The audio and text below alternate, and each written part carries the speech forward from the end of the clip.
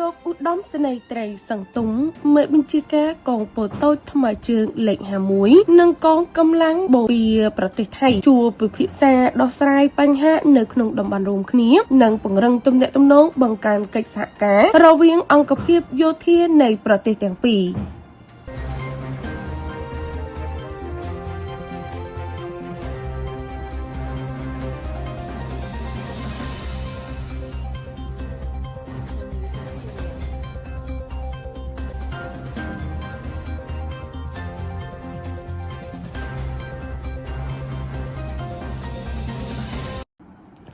កាលពីព្រឹកថ្ងៃទី27ខែមីនាឆ្នាំ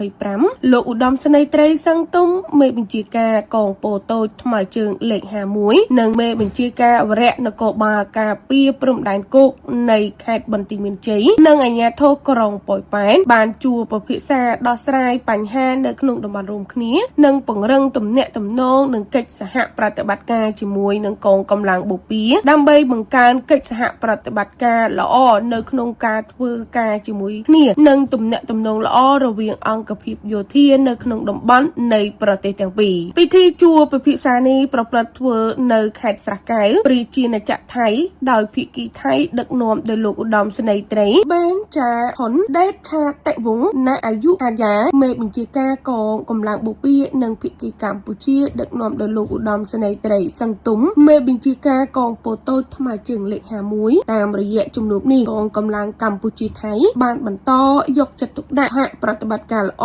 ទប់ស្កាត់ការលួចឆ្លងដែនដែលខុសច្បាប់បទល្មើសអនឡាញការជួញដូរមនុស្សឧក្រិដ្ឋកម្មឆ្លងដែននិងជួយគ្នាទៅវិញទៅមកប្រកបដោយការទទួលខុសត្រូវខ្ពស់ក្នុងការកសាងព្រំដែនមិត្តភាពសន្តិភាពសហប្រតិបត្តិការនិងការអភិវឌ្ឍភាគីទាំងពីរបានបង្ហាញនៅឆន្ទៈក្នុងការបន្តថែរក្សាទំនាក់ទំនងមិត្តភាពឲ្យកាន់តែរឹងមាំនិងបន្តកិច្ចសហប្រតិបត្តិការឲ្យបានល្អរក្សាបាននៅចំណងសាមគ្គីភាពមិត្តភាពការទុកចិត្តគ្នាជំនួបនេះធ្វើឡើងក្រោយប៉ុន្មានថ្ងៃដែលសមត្ថកិច្ចកម្ពុជាចុះបង្ក្រាបបានក្រុមឧក្រិដ្ឋជន